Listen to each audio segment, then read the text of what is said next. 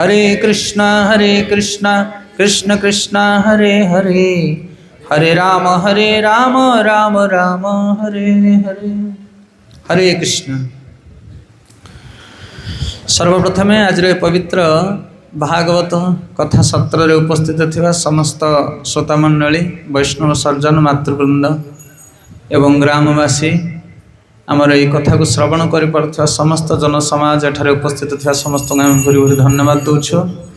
एवं तत्सहित ए सुंदर प्रोग्राम को व्यवस्था करिथिबा व्यवस्थापक परिवार वर्ग, आम जगन्नाथ को प्रार्थना करछु महाप्रभु तांकर सपरिवार वर्ग को शक्ति बुद्धि प्रदान करंतु, जमिति भविष्य रे जगन्नाथ श्रीचरण रे तांकर मति गति सर्वदा स्थिर रहु। गौर प्रेमानंदे। हरि अनंत हरि कथानंत जगतनाथ जगन्नाथ महाप्रभु तांकर गुणगान करला भली शक्ति आमर नाही। से सर्वप्रथमे एठारे उपस्थित थिबा समस्त वरिष्ठ दीक्षित वैष्णव मानकर चरण वंदना करुछामे, से माने आशीर्वाद करंद हमको। ये हूँ पवित्र स्थान भुवनेश्वर।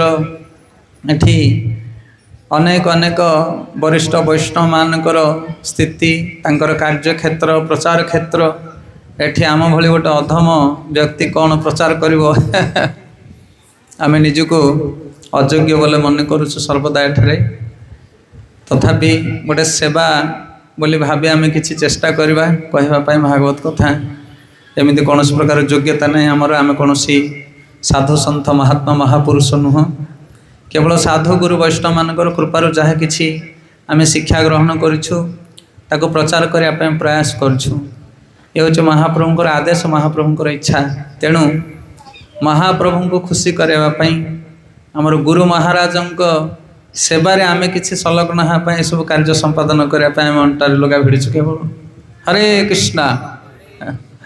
से सर्वप्रथम जगतनाथ जगन्नाथ महाप्रभु गुरुवर्ग एवं समस्त वैष्णव मानकर चरण वंदना करी आज ये पवित्र हरिकथा आरंभ करने जाऊँ। एवं कौन से प्रकार दोषा दोष जदि रही सर्वप्रथम आपण मैंने आमको क्षमा करेंगे। एवं जदि आम मुखर किसी बायचान्स भल कथा बाहरी जाए ताहले आपण मैंने ग्रहण करेंगे और आशीर्वाद कामना करेंगे आमर। हरे कृष्ण। बहुत बहुत धन्यवाद। कथा प्रवचन जो आम निमंत्रण हो जाऊ गाँ गाँवली रे प्राय आम बेसी प्रचार करूँ। जो वैष्णव मानकर प्रचार हो न नुआ जगह थी से जगह को आम जाऊ कहीं जाऊ, कारण से वैष्णव फिलोसफी विषय किसी जानती ना, जहाँ कहले लोक बुझीपारे ना, बुझीपार कि नहीं। जोटी शास्त्रज्ञ व्यक्ति माने थिबे से स्थान में शास्त्र आलोचना करवा बड़ कठिन, कारण समझते जानी सब ये वैष्णव मैंने अच्छा कौन भूल है सागे सागे जाणी पकेबे, ए प्रभुजी कौन एमती कहले सेमती कहले। से आम कौन करूँ, आम एकदम निपट गाँवली जगह को जाऊ जोटी कौन से प्रकार प्रचार प्रसार हो न जहाँ कहले मत लोक हाँ मार दियंती ना।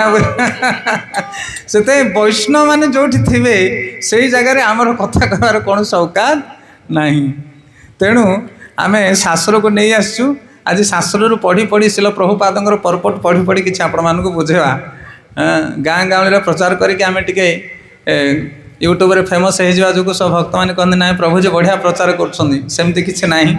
आमर कौन योग्यता नहीं। साधु मानक देखिले आमको डर लगे, वैष्णव मानक आगे कहला भली सतरे कौन प्रकार योग्यता नहीं आमर। किंतु तथापि आमर निजर शुद्धिकरण पाई एवं जदि आमर किसी भूल भटका रोचे ताहले एठी जो वरिष्ठ वैष्णव मैंने अच्छा से आमको टिके शिक्षा देवे से बोली आम किसी आलोचना करने चेष्टा करवा। हरे कृष्ण। तो आपण मैंने समस्ते जानी आज प्रोग्राम कौन पाई होचे एठी जन्मदिन उत्सव नाई कि। ये परिवार जड़े नवजात शिशु तांकर नुआ मेंबर्स ना नहीं तार जन्मदिन पाए बोली पिता माता जेज जेजीमा मामू माई अजा आई घर समस्ते दादा खोड़ी इत्यादि पीसी समस्ते एकाठी होकर गोटे उत्सव करती। एमती कौन पाई करा जाए? जन्मदिन करवा कौन जरूरी ना एमती आगुरी करुँच बोले आम करवा सेमती नुह, तार उपयुक्त कारण रही। ओडिशा रे 12 मासरे 13 जात एवं आमर ओडिया कूल विभिन्न प्रकार जो पारंपरिक जिनस रही तार गोटे महत्वपूर्ण कारण रही। से कारण को आम बेले बेले बुझी पारुना। से आज आम आलोचना करवा ये जो जन्मदिन कौन पाई करा जाए, ये सतरे कौन वैदिक साहित्य किसी आ विषय प्रसंग रही। आउ जदि आम जाना जन्मदिनटा कौन पाई करा जाए ताहले आम से भाव में करवा। आउ जदि ता विषय आम ज्ञान जान नथिबा ताहले मन इच्छा जन्मदिन पालन करवा आउ तार फल मध्य ओलोटा फलिबो। एबे फलुची मध्य से भलिया से कौन सी कार्य करने पूर्व आम सठिक ज्ञान जानी नवा दरकार। ज्ञान जानिबा परे कार्यटी सठिक भाव में संपादन हो पार। से समस्त ज्ञान सबु विषय ज्ञान गीता भागवत वर्णना करा जाइछि। भगवत गीता भगवान कहउचंदी 7.2 सप्तम अध्याय 2 नंबर श्लोक ज्ञानते अहम सविज्ञानम मिदं वक्ष्यामि अशेषत यत ज्ञानताने भूय अन्न ज्ञातव्य अवशिष्यते। हे अर्जुन मु तुमको ज्ञान कहबी आउ ज्ञान सहित विज्ञान कहबी। जहाँ जानिला परे जगतर आउ कौनसी ज्ञान जानिबा पई बाकी रहिबो नाही। सेथिपई जो माने शास्त्र अध्ययन करंती से मानकु सब विषय जना। तमे कौन भी पचारुच पचार आउ शास्त्र रे समस्त ज्ञान वर्णना करा जाई अछि। भगवान शास्त्र को रचना करिसंती। तेणु जेकोसी कार्य मनुष्य करुची ताकू शास्त्र अनुमोदित कार्य संपादन करने दरकार नहले ताहा विघ्न घटिबो। ज शास्त्र विधि मुश्चर्ये वर्तन्ति काम कारत न ससिधि न पाप्लोति न सुखम न परांगति। कहले जदि जने शास्त्र नियम को परित्याग करी मन इच्छा कार्य करे ताहले से सिद्धि प्राप्त हो पारिबो नाही किमा सुखी हो पारिबो नाही। आज जगत रे जे जहा काम करुछंती सबु कार्यर गोटे मात्र लक्ष्य होची सुख पाइबा बा आनंद पाइबा। हाँ कि नहीं? आज आम जन्मदिन कौन पाई करुचे ए पुअर मंगल कामना करी तांको परिवार लोक माने करिछंती। साधु सन्थ वैष्णव माने आसिबे जगन्नाथ पूजा हब हरि कथा हब हरि प्रसाद हब हरि नाम हब समस्ते आमर पुत्र को आशीर्वाद करिवे तार बाकी जीवन मंगलमय हब साधु जीवन अतिबाहित करिवो सी समस्तଙ୍କର कृपा और आशीर्वाद पाइब सी एथिपाई करिछंती। तेणु जदि शास्त्र अनुसार आम कार्य न करवा ताहले मंगल जगार अमंगल घटिबो कौन सी प्रकार लाभ मिलिबो नाही। तेणु आपण जहाँ करुछंती करंतु मना नाही। चाष करंतु बेपार करंतु चाकरी करंतु विवाह करंतु जहाँ करुछंती करंतु किंतु शास्त्र अनुसार जदि आम करवा ताहले आम लाभ पाइबा। पूर्व काल रे बड़ बड़ राजा महाराजा माने थिले सेमाने मध्य शास्त्र अनुसार कार्य करुथिले। सबु राजा मानक पाखरे जणे जणे कुलगुरु थांती। जमिते रामचंद्रंकर कुलगुरु के थिले वशिष्ठ। दशरथ महाराज जहाँ करती वशिष्ठ को पचारिकी करती। बड़ बड़ राजा महाराजा माने सेमाने गुरु को पचारिकी निर्देश कार्य करती। किंतु आज आम पाखरे को गुरु नाहंती। आमर इच्छा जहाँ आम ताहा करुचे तेणु फल सब ओलोटा फलुची ना नहीं। जगत रे सुख नहीं आनंद नहीं खाली दिखावा सुख किंतु प्रकृत सुख क्या पाखरे नहीं।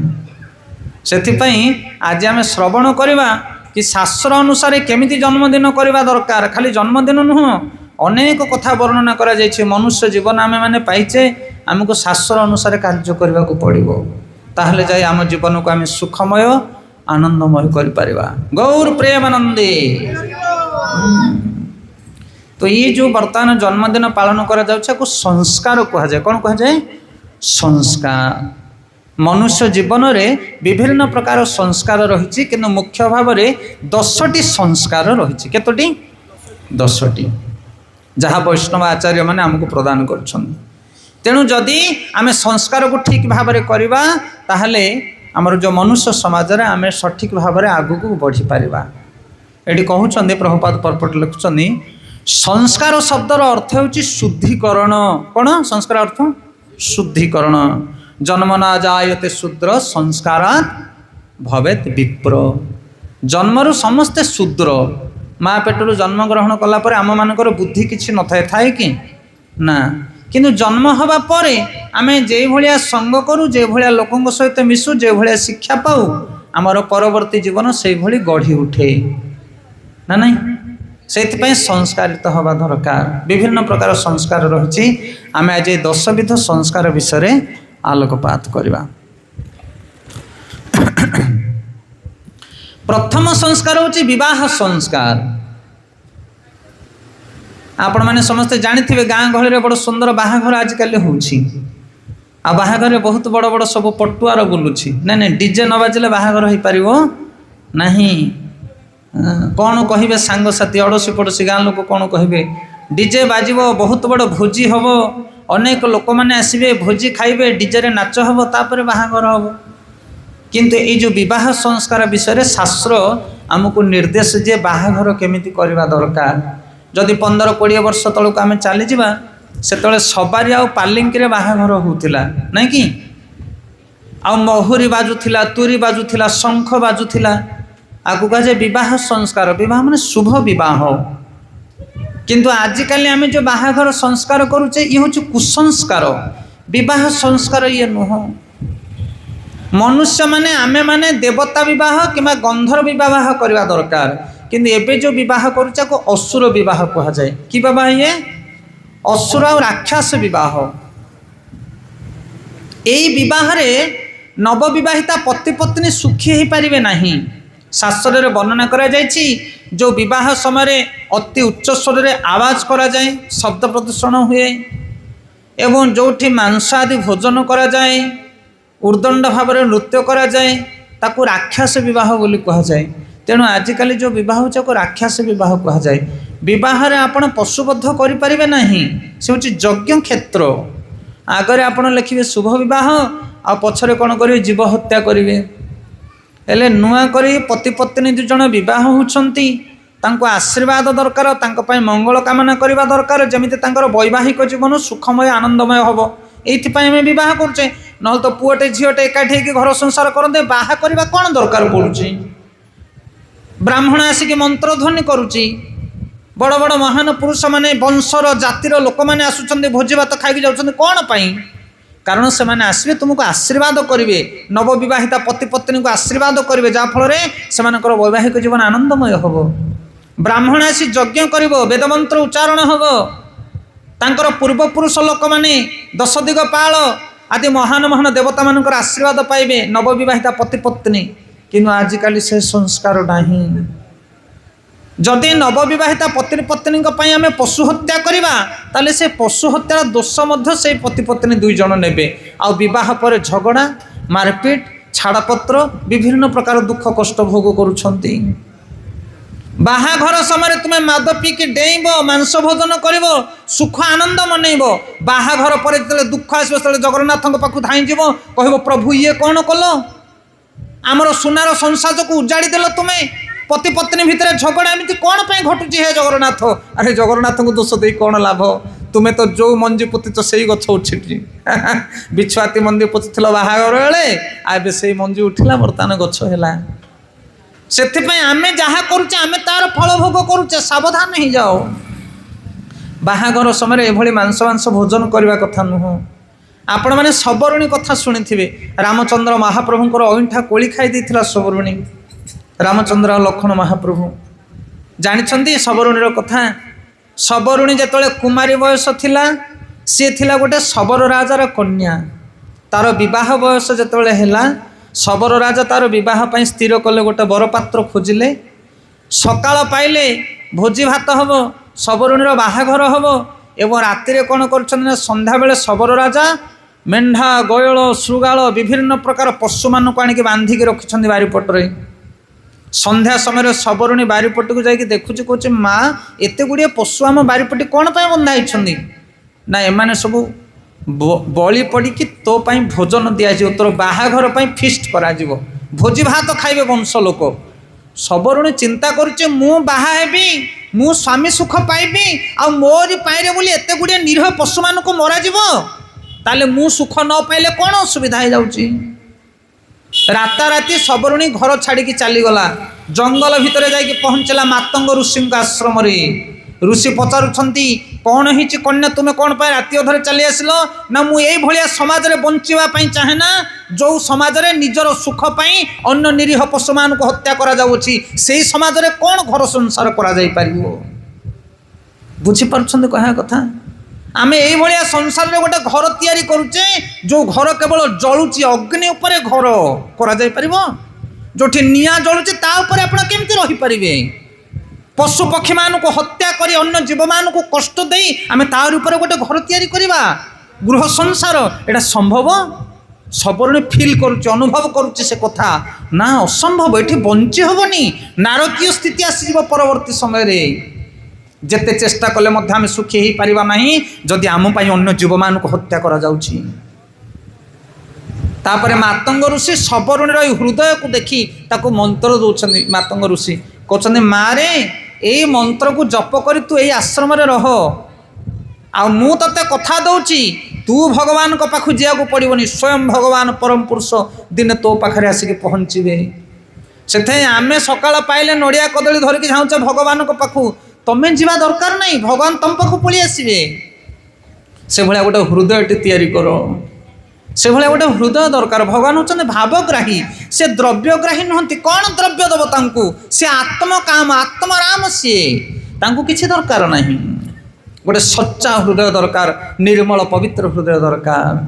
तेणु आचार्य माने कहती तोमार हृदय सदा गोविंद विश्राम गोविंद बोले न मोर वैष्णव पराण।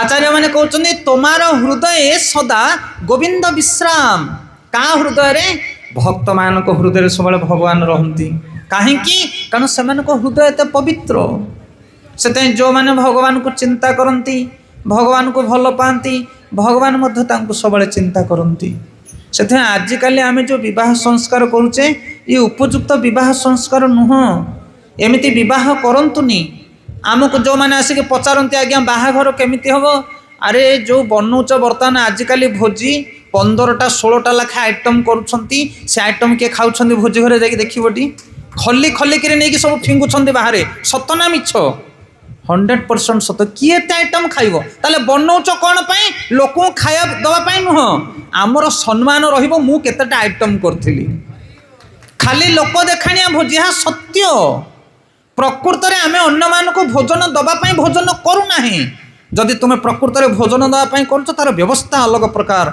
लोक मैंने बसवे सर्विंग वाला सर्विंग करेंगे आजिकल बफे सिस्टम बफे साधु मैंने खाती नहीं ठिया है कि पशु मैंने खाइबे पशु मैंने ठिया है कि खाती मनुष्य ठिया है कि खाइबा सिस्टम नहीं अच्छी ना ये कौ भाया कथा थालीटे लाखे धरी भिकारी भाया आम हाथ को हाथ बढ़े बढ़े जाता से डंके डंके दौथे आउ टे दौन आउ टे दौन ये कौन सिस्टम ये माने देखो केते बिगड़ी गलानी सभ्यता किंतु आमे भावुचे आमे एडवांस करूचे कुआडू को एडवांस करूचो तमे चारिपटर दृष्टि पका आलोचना करो टिके आमे उपदेश दऊ ए बाहागर समय रे भाई 1000 आइटम करना अन्न डाली तरकारी खट्टा खीरी करदेव 1000 लोक करवा जगह 5000 लोक करो कौन बुझीपार कि नहीं गोटे अन्न छत्र खोलीदेव भागवत कथा अर्ण छत्र पुअर बाहागर हो जी आसला दरिद्र भिकारी इत्यादि इत्यादि जी आसले सी भोजन कला विचार करंतु जो माने भोकिला लोक भोजन टिके खाइबे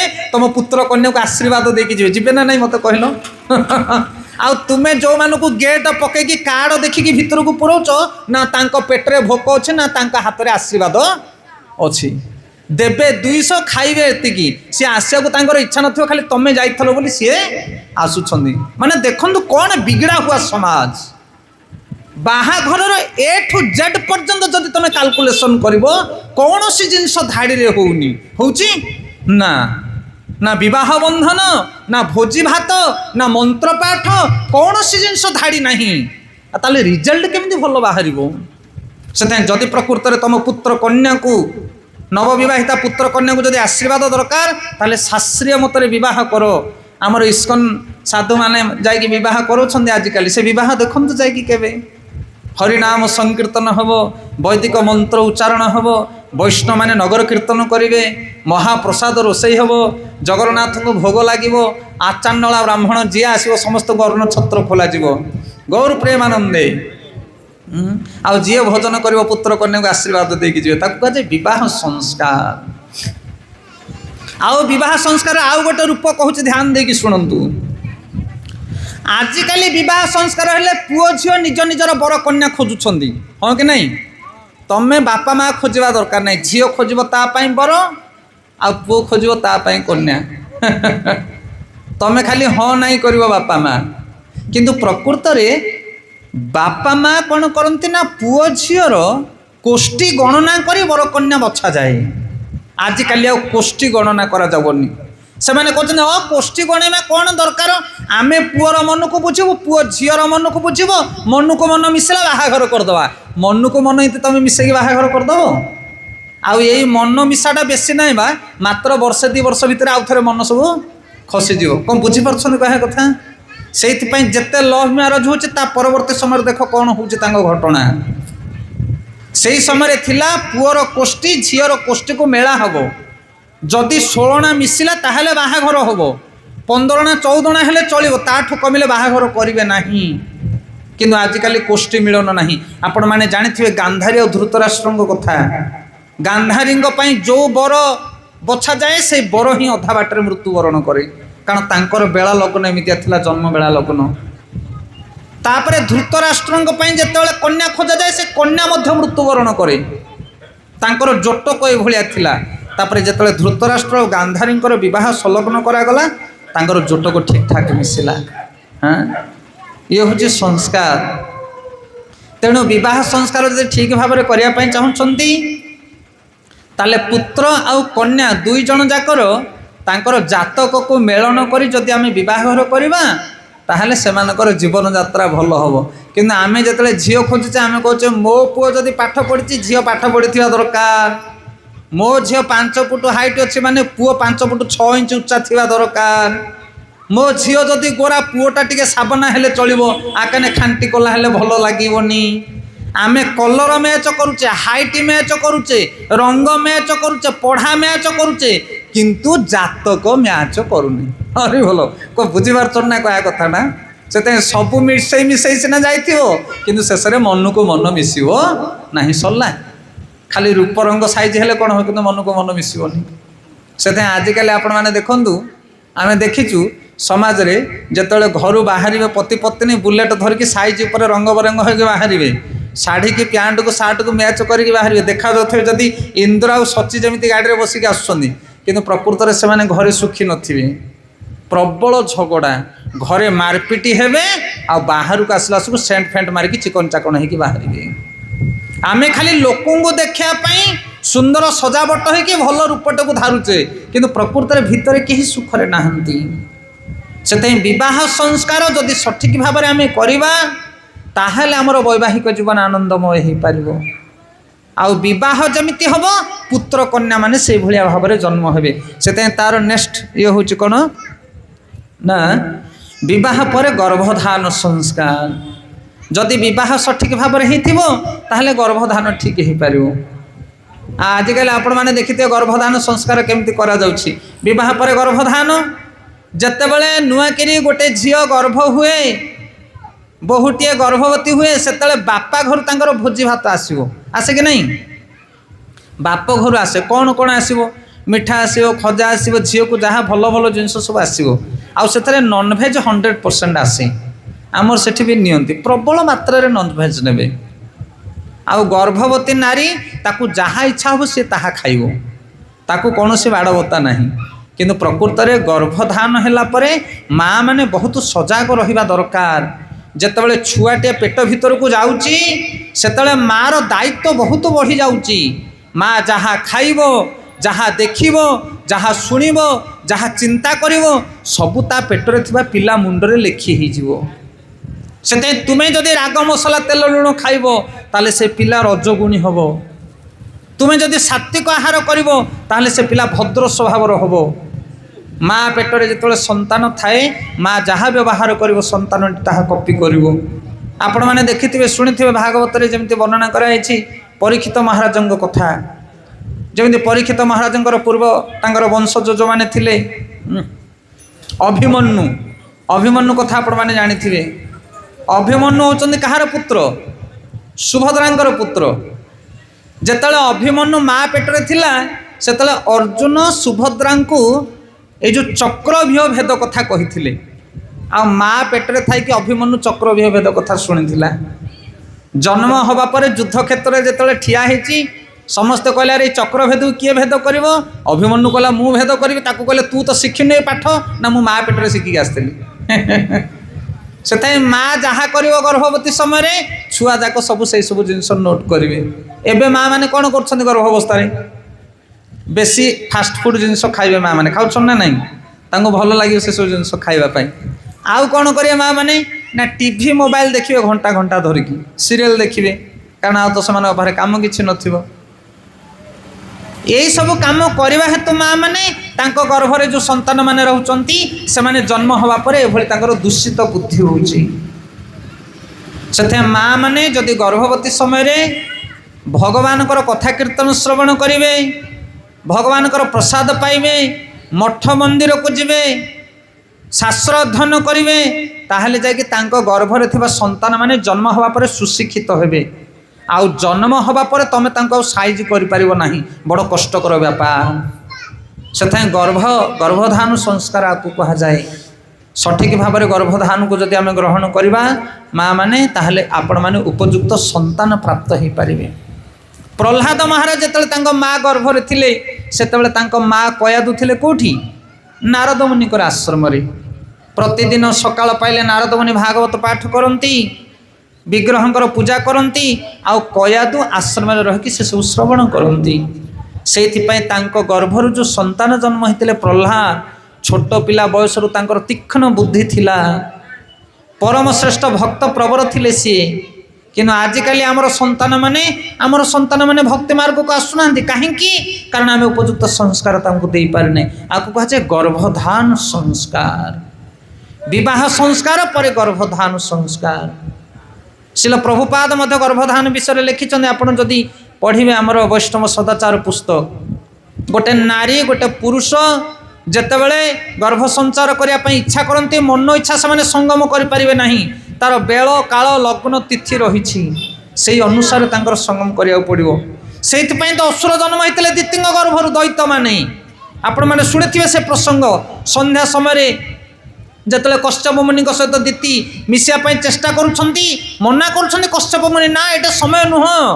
କିନ୍ତୁ ଦିତି ବାଧ୍ୟବଶତଃ ମିଶୁଛନ୍ତି ଏବଂ ତାଙ୍କ ଗର୍ଭରୁ ଦୁଇଟା ଅସୁର ସନ୍ତାନ ଜନ୍ମ ହେଉଛନ୍ତି, ହିରଣ୍ୟକଶିପୁ ଆଉ ହିରଣ୍ୟାକ୍ଷ। ସେଥିପାଇଁ ଉପଯୁକ୍ତ ସମୟରେ ଉପଯୁକ୍ତ ବିଧାନ ଅନୁସାରେ ଯଦି ଆମେ ଗର୍ଭକୁ ଧାରଣ କରିବା ତାହେଲେ ଆମ ଗର୍ଭରେ ଉପଯୁକ୍ତ ସନ୍ତାନ ମାନେ ସୃଷ୍ଟି ହେବେ। ଆଗକୁ କୁହାଯାଏ ଗର୍ଭଧାନ ସଂସ୍କାର। ଏବଂ ଗର୍ଭଧାନ ପରେ ସୀମନ୍ତ ନୟନ। ଆଜିକାଲି ଅନେକ ଜାଗାରେ ଆମେ ଦେଖୁ ମା ଗର୍ଭରେ ସନ୍ତାନ ରହିଲା ପରେ ସନ୍ତାନ ମାନେ ନଷ୍ଟ ହୋଇଯାଆନ୍ତି। କ'ଣ ପାଇଁ ନଷ୍ଟ ହୁଅନ୍ତି? କାରଣ ସେମାନଙ୍କୁ ସୁରକ୍ଷା ଦିଆଯାଇପାରେ ନା। ସେଥିପାଇଁ ସୀମନ୍ତ ନୟନ ଗୋଟେ ସଂସ୍କାର ଅଛି। ତାକୁ ଯଦି ଆମେ ଗ୍ରହଣ କରିବା ତାହେଲେ ମା ପେଟର ସନ୍ତାନଟି ସୁରକ୍ଷିତ ରହିବ, କୌଣସି ପ୍ରକାର ଚମୁକ ହେବନି, କୌଣସି ଦୃଷ୍ଟି ପଡ଼ିବନି। ଏସବୁ ଶାସ୍ତ୍ରୀୟ ବିଧି ରହିଛି, ଆକୁ କରିବା ଦରକାର। ତାପରେ ହେଉଛି ଜାତକର୍ମ। ଜାତକର୍ମ ମାନେ ସନ୍ତାନ ଯେତେବେଳେ ଜନ୍ମ ହେବ, ଜନ୍ମଦିନ, ଏଇଟା ଯେମିତି ଆପଣମାନେ ଏବେ କରୁଛନ୍ତି ଆକୁ ଜାତକର୍ମ ବୋଲି କୁହାଯାଏ ବା ଜନ୍ମଦିନ ବୋଲି ମଧ୍ୟ କୁହାଯାଏ। ଆଜିର ଡେଟ୍ କ'ଣ? ଏ ସନ୍ତାନର ଜନ୍ମଦିନ। ଆଜିର ଦିନରେ ସେ ଜନ୍ମଗ୍ରହଣ କରୁଥିଲା, ତେଣୁ ତାକୁ ଜାତକର୍ମ ସଂସ୍କାର କୁହାଯାଏ। ଯେତେବେଳେ ଭଗବାନ କୃଷ୍ଣ ମଥୁରାର ବନ୍ଦିଶାଳରେ ଜନ୍ମ ହେଉଛନ୍ତି ସେତେବେଳେ ବସୁଦେବ ଆଉ ଦେବକୀ ଅଛନ୍ତି ବନ୍ଦିଶାଳ ଭିତରେ। ସେ ରାଜା ଥିଲେ କିନ୍ତୁ ତଥାପି ବନ୍ଦୀ ଥିଲେ। ଆଉ ବସୁଦେବ ସାଙ୍ଗେ ସାଙ୍ଗେ ମନରେ ସଂକଳ୍ପ କରୁଛନ୍ତି, କହୁଛନ୍ତି ମୁଁ ଅନେକ ଗାଭୀ ଦାନ କରିବି ବ୍ରାହ୍ମଣମାନଙ୍କୁ, ଭୂରି ଭୋଜନ ଦେବି ବୈଷ୍ଣବମାନଙ୍କୁ। ସେ ମନରେ ସଂକଳ୍ପ କରୁଛନ୍ତି। କ'ଣ ପାଇଁ? କାରଣ ଆପଣମାନେ ସମସ୍ତେ ନବଜାତ ଶିଶୁକୁ ଆଶୀର୍ବାଦ କରନ୍ତୁ। ହେ ବ୍ରାହ୍ମଣ ବୈଷ୍ଣବ ସାଧୁ ସନ୍ଥମାନେ, ମୋ କୋଳରେ ଯେଉଁ ସନ୍ତାନ ଜନ୍ମ ହୋଇଛି ଆପଣମାନେ ସମସ୍ତେ ତାକୁ ଆଶୀର୍ବାଦ କରନ୍ତୁ। ଏଇ ଗୋଟେ 2-3 ମାସ ତଳେ ଆମେ ଯାଇଥିଲୁ ରାମେଶ୍ୱର ପାଖରେ ଗୋଟେ ପ୍ରୋଗ୍ରାମ୍ ଥିଲା। ରାମେଶ୍ୱର ରାସ୍ତାରେ ଆସିଲା ବେଳେ ଆମର ସେପଟରୁ ବ୍ରହ୍ମପୁର ସାଇଡ଼ରୁ ପଡ଼ୁଛି ରାମେଶ୍ୱର। ସେଠି ଗୋଟେ ପ୍ରୋଗ୍ରାମ୍ ହେଇଥିଲା, ସେଠି ଆମେ ଆଲୋଚନା କରୁଥିଲୁ ଜନ୍ମଦିନ ବିଷୟରେ। ଯେତେବେଳେ ଗୋଟେ ସନ୍ତାନ ଜନ୍ମ ହୁଏ ବଂଶରେ, ସେତେବେଳେ ତୁମ ବଂଶର ପୂର୍ବପୁରୁଷମାନେ ଆସିକି ପହଞ୍ଚିବେ। ସନ୍ତାନ ଜନ୍ମ ହେବା ମାତ୍ରକେ ଯେଉଁ ପିତୃପୁରୁଷମାନେ ସେମାନେ ଆସିକି ପହଞ୍ଚିବେ। ଆରେ କିଏ ଗୋଟେ ନୂଆ ଲୋକଟେ ଆମ ବଂଶରେ ଆସିଛି। କ'ଣ ବୁଝିପାରୁଛନ୍ତି କହିବା କଥା? ଯେମିତି ଆମେମାନେ ବୈଷ୍ଣବ ମାନେ ଅଛେ, କିଏ ଯଦି ଜଣେ ଧୋତି କୁର୍ତ୍ତା ବାଲା ଆସିଗଲା ବୈଷ୍ଣବ, ଆମେ କ'ଣ କହୁଛେ? ଏଇ କିଏ ଜଣେ ବୈଷ୍ଣବ ଆସିଲେଣି, ଦେଖିଲେ କିଏ କେଉଁଠୁ ଆସୁଛନ୍ତି, ନା ବୁଝିପାରୁଛ କି ନାହିଁ? ତାଙ୍କର ଆମେ ଟିକେ ସେବା କରିବା କିମ୍ବା ସିଏ ଆମକୁ କ'ଣ ହେଲ୍ପ କରିବେ, କୀର୍ତ୍ତନରେ ଟିକେ ହେଲ୍ପ କରିବେ କିମ୍ବା ସର୍ଭିଂ କରିବେ, କ'ଣ ତାଙ୍କୁ ଜଣାଥିବ। ସେମିତି ବଂଶ ଲୋକମାନେ ମଧ୍ୟ ଆସନ୍ତି ଯେତେବେଳେ ନବଜାତ ଶିଶୁ ଜନ୍ମ ହୁଏ। କ'ଣ ପାଇଁ ଆସନ୍ତି? କାରଣ ତାଙ୍କର ଆକାଂକ୍ଷା ଥାଏ, ଯଦି ଏଇ ପିଲାଟି ଗୋଟେ ବୈଷ୍ଣବ ହେଇଥିବ ତାହେଲେ ଆମକୁ ସମସ୍ତଙ୍କୁ ସିଏ ଉଦ୍ଧାର କରିବ। କ'ଣ ବୁଝିପାରୁଛନ୍ତି? ଆଉ ସେମାନେ ଆସନ୍ତି ଆକୁଳ ହେଇକି ତାକୁ ଆଶୀର୍ବାଦ କରିବା ପାଇଁ। କିନ୍ତୁ ଆମେମାନେ ରେଡ଼ି ରହିବା ଦରକାର। କେଉଁମାନେ? ତାଙ୍କର ପିତାମାତା। ପିତାମାତା କ'ଣ କରିବା ଦରକାର ନା ସେ ସମୟରେ ଯଜ୍ଞ କରିବା ଦରକାର, ହରିନାମ କରିବା ଦରକାର, ହରିପ୍ରସାଦ କରିବା ଦରକାର, ଉତ୍ସବ ଆୟୋଜନ କରିବା ଦରକାର। ଯାହାଫଳରେ କ'ଣ ହେବ ନା ଆସିଥିବା ବଂଶର ପିତୃପୁରୁଷମାନେ, ଦଶ ଦିଗପାଳ, ଦେବତାମାନେ ସମସ୍ତେ ଆସିକି ପହଞ୍ଚନ୍ତି ଜନ୍ମ ସମୟରେ ଗୋଟେ ସନ୍ତାନ ଜନ୍ମ ହେଲେ। ଆଉ ତୁମେ ଯଦି ଯଜ୍ଞ କରିବ, ହରିକୀର୍ତ୍ତନ କରିବ, ତାହେଲେ ଯେଉଁମାନେ ଆସିଥିବେ ସେମାନେ ପରମ ପ୍ରସନ୍ନ ହେବେ ଆଉ ପୁତ୍ରକୁ ଆଶୀର୍ବାଦ ଦେଇକି ଯିବେ। ଆପଣମାନେ ଅନୁଭବ କରିଥିବେ ବେଳେବେଳେ ଆମେ ପାଣିରେ ବୁଡ଼ି ଯାଉ ଯାଉ ଅଳ୍ପକେ ଉଦ୍ଧାର ହେଇଯାଉ, ନିଆଁରେ ପୋଡ଼ି ଯାଉ ଯାଉ ଆମେ ଅଳ୍ପକେ ଉଦ୍ଧାର ହେଉ। ଅନୁଭବ ଅଛି କି ନାହିଁ? ଜଷ୍ଟ ଆକ୍ସିଡେଣ୍ଟ ହେଇଥାନ୍ତା, ଖସିଗଲା ନା, ବୁଝିପାରିଲେ ନା? ଆରେ ଏମିତି କେମିତି ହେଲା? ଆଉ ଟିକେ ଟିକେ କରି ଆମେ ବଞ୍ଚିଗଲେ। କିଏ ବଞ୍ଚେଇ ଦେଲା? କିଏ ବଞ୍ଚେଇ ଦେଲା ତମକୁ? ତ ଚାରିପଟେ ଦେବୀ ଦେବତା ମାନେ ଅଛନ୍ତି। ଅଗ୍ନି ଭିତରେ ବି ଦେବତା ଅଛନ୍ତି, ବାୟୁ ଭିତରେ ବି ଦେବତା ଅଛନ୍ତି, ଜଳ ଭିତରେ ବି ଦେବତା ଅଛନ୍ତି। ତାଙ୍କ ସହିତ ତୁମର ଗୋଟେ ସମ୍ପର୍କ ହେବା ଦରକାର। ତାହେଲେ କ'ଣ ହେବ ନା ତୁମେ ବିପଦ ସମୟରେ ଦେବତା ମାନେ ତୁମକୁ ସାହାଯ୍ୟ କରିବେ। ଯେମିତି ଆଉ ଗୋଟେ ଉଦାହରଣ ଦେଉଛି, ଆପଣଙ୍କ ଘରକୁ ଯେତେବେଳେ ବାହା ହେଇକି ଗୋଟେ ଝିଅ ଆସିବ, ବୋହୂଟିଏ, ସେତେବେଳେ ସେ ଅନେକ ଜିନିଷ ନେଇକି ଆସେ। କ'ଣ ନେଇକି ଆସେ? ଶାଶୁ ଶ୍ୱଶୁରଙ୍କ ପାଇଁ, ଦାଦା ଶ୍ୱଶୁର ଦାଦା ଖୁଡ଼ି ଶାଶୁଙ୍କ ପାଇଁ, ମଉସା ଶ୍ୱଶୁର ମଉସା ଶାଶୁଙ୍କ ପାଇଁ, ମାମୁଁ ଶ୍ୱଶୁର ମାନେ ବୁଝିପାରିଲେ ନା? ତାଙ୍କର ଯେତେ ଭଣଜା ଭାଣିଜୀ ଦିଅର ନଣନ୍ଦ ଇତ୍ୟାଦି ଇତ୍ୟାଦି ଯେତେ ଥିବେ ପରିବାରର ଲୋକ, ଗୋଟେ ବୋହୂ ସମସ୍ତଙ୍କ ପାଇଁ କିଛି କିଛି ଉପହାର ଆଣିଥିବ। କାହା ପାଇଁ ଲୁଗା ଆଣିଥିବ, କାହା ପାଇଁ ଅଳଙ୍କାର ଆଣିଥିବ, ନା ବୁଝିପାରୁଛନ୍ତି ମୋ କହିବା କଥା? କିଛି ନ ଆଣିଲେ ମଧ୍ୟ କାହାକୁ ଫଳମୂଳ ପନିପରିବା ମଧ୍ୟ ନେଇକି ଦିଆହେବ, ସେଠି ଆମ ବୋହୂ ଘର ଆଣିଥିଲେ ବୋଲି। ଏମିତି କ'ଣ ପାଇଁ ବଣ୍ଟାଯାଏ କହିଲେ?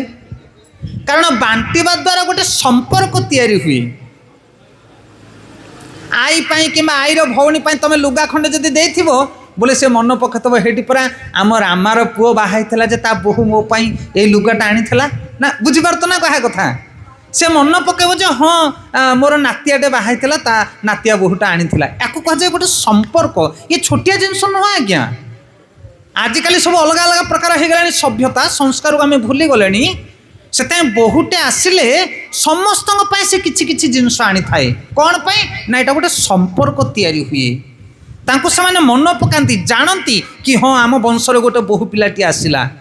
ସେମିତି ଗୋଟେ ସନ୍ତାନ ଯେତେବେଳେ ଜନ୍ମ ହେବ, ସେତେବେଳେ ସମସ୍ତ ଦେବୀ ଦେବତାମାନଙ୍କ ପାଇଁ, ପିତୃପୁରୁଷ ଲୋକମାନଙ୍କ ପାଇଁ, ଭଗବାନଙ୍କ ପାଇଁ, ଦେବୀ ଦେବତାମାନଙ୍କ ପାଇଁ, ସମସ୍ତଙ୍କ ପାଇଁ କିଛି କିଛି ଯଜ୍ଞ କର୍ମ କରାଯାଏ। ତାକୁ କୁହାଯାଏ ଜନ୍ମଜାତ ସଂସ୍କାର।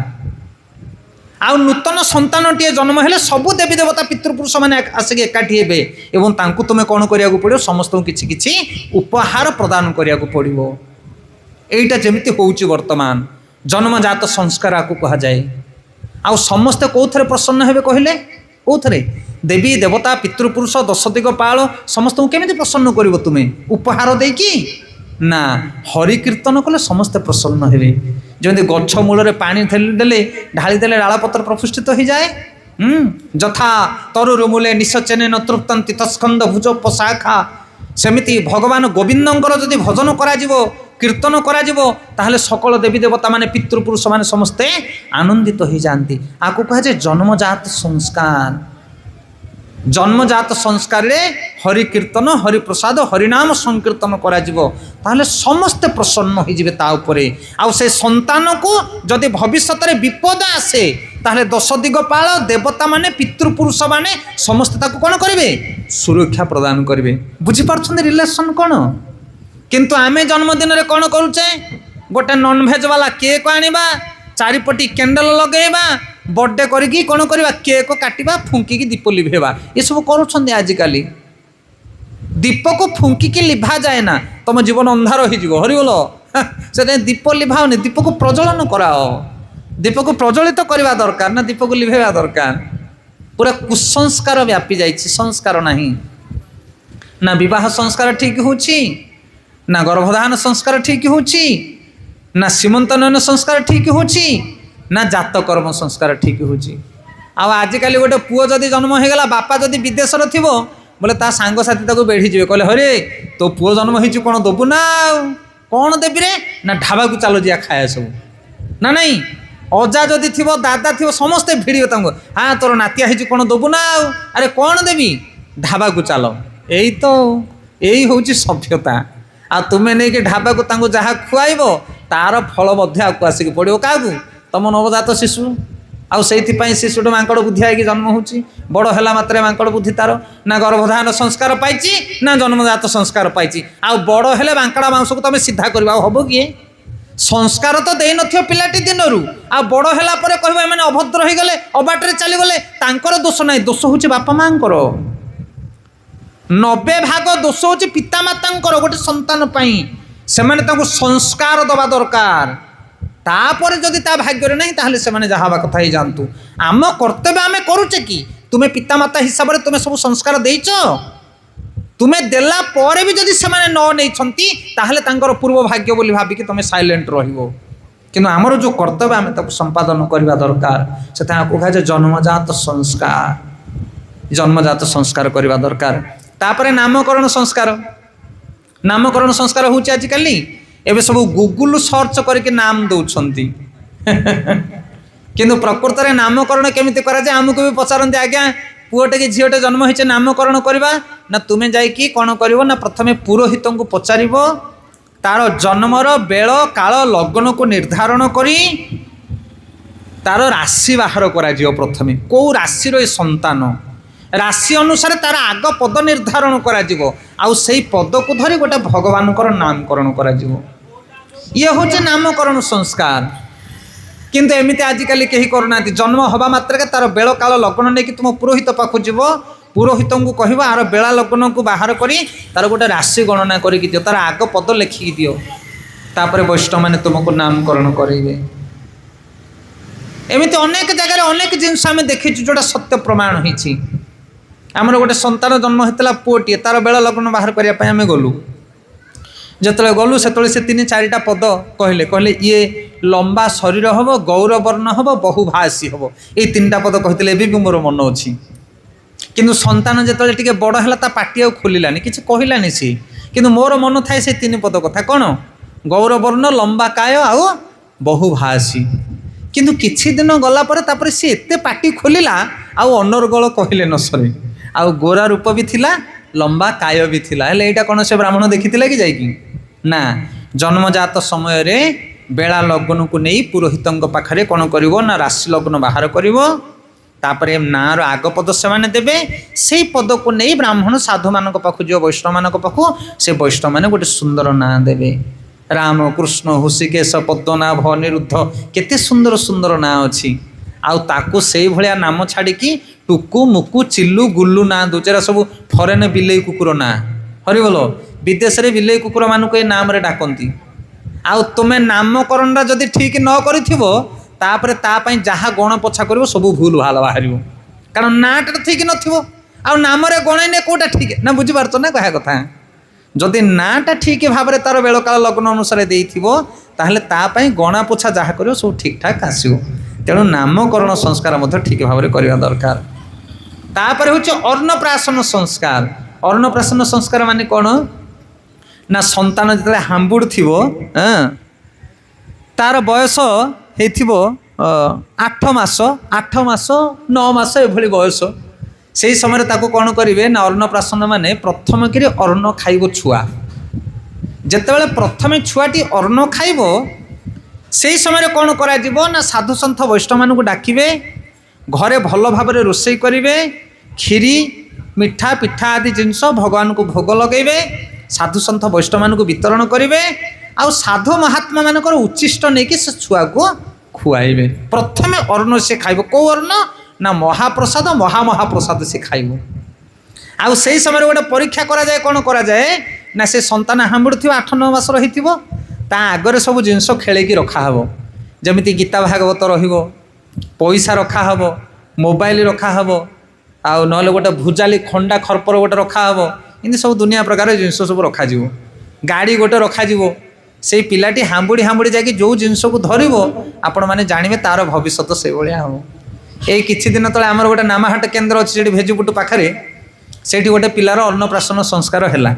शुणु गोटे बढ़िया मजा कथा हेले अन्नप्राशन संस्कार जो है एमती सब थुआला जिनस अनेक गुड़े से पिला जाऊ न था आने पेली पेलिकी पठेले से पिलाटी हांबुड़ी हांबुड़ी गला मुझे कहीं पठाऊ तो आजिकालिका पिला तो माँ पेटरू मोबाइल देखी देखी आसुँच से मोबाइल एका धर सतक सत जा मोबाइल टाक से धरिकी आसला कौन बुझीपार ना क्या कथा से आजिकल पिलामानकर भविष्य देखा दरकार नहीं कारण माँ मैंने गर्भवती समय से मैंने टीवी मोबाइल देखी देखी आसते आ बड़ है एडिक एडिक पिला होते भोजन समय माँ मैंने मोबाइल दे दूसरे मोबाइल देख से दयाकोरी माँ मैंने ध्यान देकी शुणु मोबाइल टी पिला हाथ दूरे रखु से जिनस महाभयंकर जिनस आमे कौन भावुचे माँ मैंने ना ये तो विचार करुचे पिलाटा को मोबाइल देदेला आ विचार करनी आए विचार सीना तुमको करनी कि मुंडटा नष्ट हो बापा मानकर मोबाइल पिला माने केबे नियंतिनी बेसी माँ मानकर मोबाइल नियंती कारण बापा माने सब एंगेज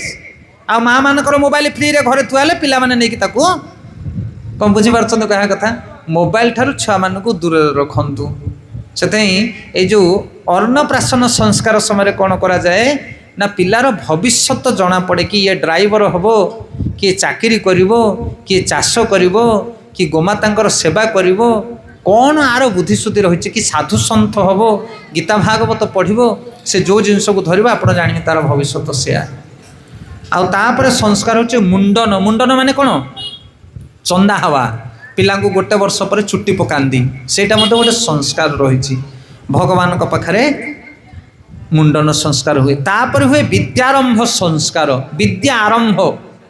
विद्या आरंभर मध्य गोटे बेल काल लग्न रही समस्त को विद्या ग्रहण करने दरकार विद्या दी प्रकार केते प्रकार विद्या दी प्रकार गोटे है जड़ विद्या गोटे है आत्मविद्या से आजिकल समाज में आम केवल विद्या शिक्षा करुचे स्कूल कॉलेजर विद्या किंतु प्रकृत में पितामाता बहुत गुरु दायित्व से आत्मविद्या विषय शिक्षा करवा दरकार से ही समय राजा महाराजा मानकर पुआ माने मध्य विद्या शिक्षा करुले ना नहीं राजकुमार माने कोठी पढ़ुले कॉलेज कॉलेज तो नथिला सेते बेले कोठी पढ़ुले गुरुकुल ना बुझीपार ना नहीं राजकुमार माने गुरुकुल विद्या शिक्षा करुले शिक्षक थिले किए शिक्षक थिले ऋषि मुनि माने आर सिलेबस कौन थिला सिलेबस थिला वेद पुराण गीता भागवत विचार करना आपण माने राजपुत्र माने ऋषि आश्रम रे विद्या शिक्षा करी से माने एते बड़ बड़ राज्य को शासन करुथिले राम राज्य भली राज्य को शासन करुथिले कौन से प्रकार असुविधा हो नथिला किंतु आजिकल आमे बहुत डिग्री पाइचे बहुत पढ़ा लिखा पुओ जति पढ़ी बहु से पढ़ी कि देखला सब चारि जणिया घर गोटे चलैया शक्ति ना सकाळ पाइले झगड़ा अरे बोलो कि राम राज्य तुम कर ये हूँ विद्या आमर से आचार्य माने कहती जड़ विद्या जत मायार वैभव तोमार भजने बाधा मोह जनमिया अनित्य संसारे मोह जनमिया अनित्य संसारे जीव को कराए गधा आचार्य कहते ये जो जड़ विद्या जड़े जी जान से गध भाया खटो आपण कह खटो कौन आम तो जानी पाठ साठ पढ़ले माटी बोहा को पड़ोनी एमती लोक कहते कि अरे बापा पाठ पढ़े चाकरी करूँ ना माटी बोहबू अच्छा माटी बोहबाटा परिश्रम ना चाकरी करवाटा परिश्रम कौटा परिश्रम सतगिरी कहटी हाँ आम उदाहरण दो गोटे कंस्ट्रक्शन काम जो चली गोटे कंपानी रे सेठी लेबर माने काम कर मिस्त्री माने काम कर सुपरवाइजर माने काम कर इंजीनियर माने काम कर तार एमडी जड़े थी मुख्य मैनेजर जड़े थी ये भाव में 5टा स्तर में काम कर मैंने कहते सबुठ परिश्रम किए अधिक करुच्ची मसला जी मिलूँ किए से लेबर बोहिब सीमेंट अखा बोहिब बाली मसला मिलेब सी अधिक परिश्रम करनी आज्ञा ताठू अधिक परिश्रम कर मिस्त्री लेबर देखिए बाली मसला गोले देकी सी बसिकी गाना बोलुथ बाली गदारे बसिक आप देखुवे ଲକ୍ଷ୍ୟ କରିବେ ଏଇ ଜିନିଷଟାକୁ ଲେବର ବାଲି ମସଲା ଗୋଳେଇ ଦେଇକି ସେ ହାଲ ହାଏ କରୁଥିବ ବସିକି ବାଲି କତାରେ, କିନ୍ତୁ ମିସ୍ତ୍ରୀ ଯିଏ ସେ ଝାଳ ନାଳ ହେଇକି ଲାଗିଥିବ, ଏଇଟା ଖସି ଯାଉଥିବ, ସେଟା ବୋହି ଯାଉଥିବ, ସେଟା ଏ ତାକୁ ଧନ୍ଦା ଲାଗୁଥିବ ପୁରା। ଆଠୁ ଅଧିକ ଟେନସନ୍ କିଏ ନେଉଛି? ମିସ୍ତ୍ରୀ। ଆଉ ମିସ୍ତ୍ରୀଠୁ ଅଧିକ ଟେନସନ୍ କିଏ ନେଉଛି? ସୁପରଭାଇଜର। କାରଣ 10ଟା ମିସ୍ତ୍ରୀ କଥା ସିଏ ବୁଝିବ, କେଉଁଠି କ'ଣ ହେଲା ରିପୋର୍ଟିଂ ସିଏ କରିବ।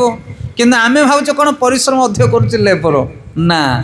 ଆଉ ମିସ୍ତ୍ରୀ ସୁପରଭାଇଜରଠୁ ଅଧିକ ଟେନସନ୍ରେ ଅଛି କିଏ? ଇଞ୍ଜିନିୟର।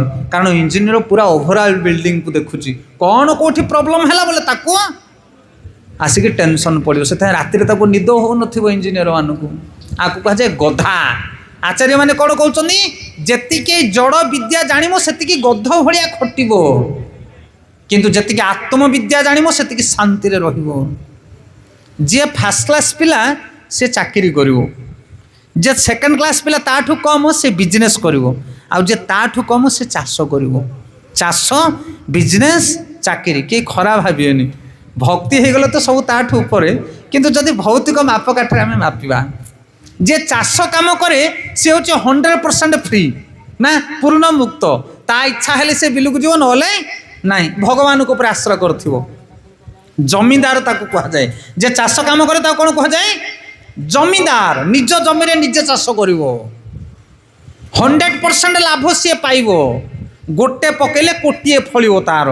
କ'ଣ ବୁଝିପାରୁଛନ୍ତି ନା ନାହିଁ କହିବା କଥା? ଯେ ଚାଷ କାମ କରିବ ସେ ଗୋଟିଏ ଧାନ ପକେଇଲେ 100 ଧାନ ପାଇବ, କିନ୍ତୁ ବିଜନେସ୍ ଯିଏ କରିବ ତାକୁ ପରସେଣ୍ଟ ମିଳିବ। ବିଜନେସ୍ ଯିଏ କରିବ ତାକୁ ପରସେଣ୍ଟ, ଆଉ ସେ ଅଧା ସ୍ୱାଧୀନ। ଦୋକାନ ସିଏ ଖୋଲିବ, ଗରାଖୀ ନ ଆସିଲେ ତା ଦୋକାନ ଚାଲିବ ନାହିଁ। କିନ୍ତୁ ଇଏ ଚାଷ କାହା ଉପରେ ନିର୍ଭର କରୁছে? ଭଗବାନଙ୍କ ଉପରେ। ଟିକେ ଗ୍ରହଣ କରିବା ପାଇଁ ଚେଷ୍ଟା କରନ୍ତୁ କଥାକୁ। ହେଲେ ବିଜନେସ୍ ବାଲା ଅଧା ସ୍ୱାଧୀନ, କାରଣ ଗରାଖ ଉପରେ ସେ ଡିପେଣ୍ଡ, ଆଉ ପରସେଣ୍ଟ ପାଇବ ସିଏ। ଆଉ ଯେ ଚାକିରିଆ, ଚାକିରି କେତେ ପରସେଣ୍ଟ ପାଉଛି? ତମେ ଗୋଟେ କମ୍ପାନୀରେ କାମ କରୁଛ, ମାସକୁ କମ୍ପାନୀ ତୁମକୁ ସାଲାରୀ ଦେଉଛି 10,000। ଯଦି କମ୍ପାନୀ ତୁମକୁ 10,000 ଦେଉଛି ତାହେଲେ ତୁମେ 15,000 ଟଙ୍କାର କାମ କରୁଥିବ, ହଁ କି ନାହିଁ? ଆଉ ତୁମେ କମ୍ପାନୀର 15,000 ଟଙ୍କା କାମ କଲେ ତ ସେ 10,000 ତୁମକୁ ଦେବ ନା, ନା ତୁମେ 8,000 କଲେ ସେ ତୁମକୁ 10,000 ଦେଇଦେବ? ଟିକେ ବୁଦ୍ଧି ଲଗାଅ କହିବା କଥାକୁ। ସେଥିପାଇଁ ଚାକିରି ଯେଉଁମାନେ କରନ୍ତି ସେମାନେ ପୂର୍ଣ୍ଣ ପରାଧୀନ, ଆଉ ଅଧିକ ପରିଶ୍ରମ କରିବେ, ଅଳ୍ପ ଧନ ପାଇବେ। କିନ୍ତୁ ଯେଉଁମାନେ ବେପାର କରନ୍ତି, ବାଣିଜ୍ୟ ବସତି ଲକ୍ଷ୍ମୀ, ସେମାନେ ଅଧା ପରିଶ୍ରମ କରିବେ ଆଉ ଅଧା ସ୍ୱାଧୀନ, ସେମାନଙ୍କର କଷ୍ଟମର ଉପରେ ସେମାନେ ଅଧା ପରାଧୀନ। ଆଉ ଯେଉଁମାନେ ଚାଷ କରନ୍ତି ସେମାନେ ପୂର୍ଣ୍ଣ ମୁକ୍ତ, ତାଙ୍କୁ ଜମିଦାର ବୋଲି କୁହାଯାଏ। କିନ୍ତୁ ଆଜିକାଲି ଆପଣମାନେ ଦେଖିବେ ଯଦି ବାପାର ସମ୍ପତ୍ତି ଥିବ ତାହେଲେ ପିଲା ଚେଷ୍ଟା କରି ଚାକିରି କରିବ, ଯଦି ଚାକିରି ନହେଲା ବେପାର କରିବ, ଯଦି ବେପାର ନହେଲା ଚାଷ କରିବ।